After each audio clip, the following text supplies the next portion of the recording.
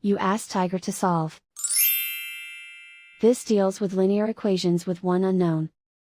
The final result is x equals -8. Let's solve it step by step. Simplify the expression.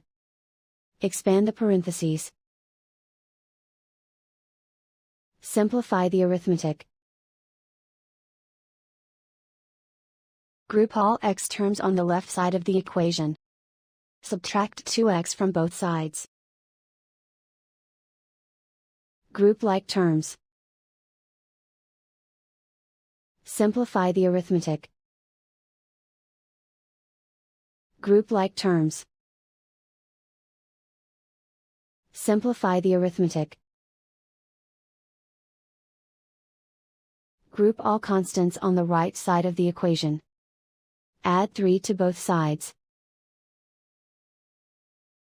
Simplify the arithmetic.